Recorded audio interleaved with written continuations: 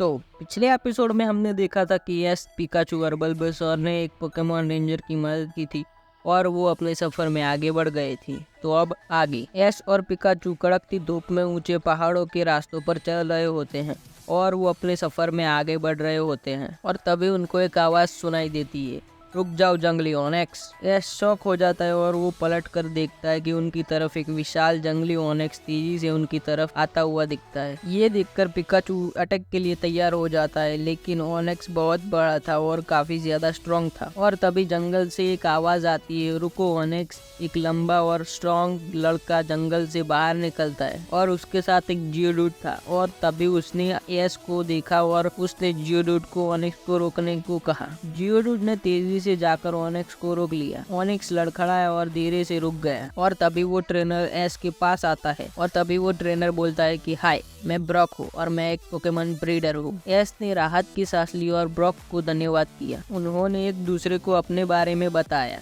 S Brock को अपने लक्ष्य के बारे में बताता है।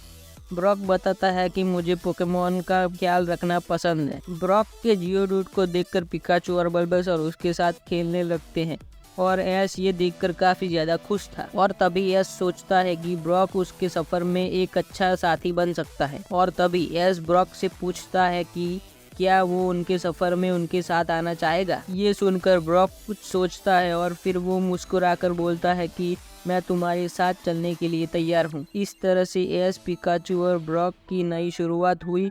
अब एस की टीम काफी ज्यादा स्ट्रॉन्ग हो चुकी थी। रास्ते में उनको कई सारे पोकेमॉन का सामना भी करना पड़ा। ब्रॉक ने एस को पोकेमॉन की खुशियाँ और कमजोरियाँ के बारे में बताया। एक दिन वो एक शहर में आकर पहुंच गए जहाँ पर एक पोकेमॉन कॉन्टेस्ट हो रहा था। यहाँ पर पोकेमॉन अपनी खूबसूरती और खासियत को दिखाने वाले थे। ब्रॉक को पोकेमॉन कॉन्टेस्ट में पार्टिसिपेट करना था और वो सोच रहा था कि वो इस कॉन्टेस्ट में जियोडूड के साथ पार्टिसिपेट करेगा। कॉन्टेस्ट देखने में काफी ज्यादा अच्छा था और पोकेमॉन अपनी खूबसूरती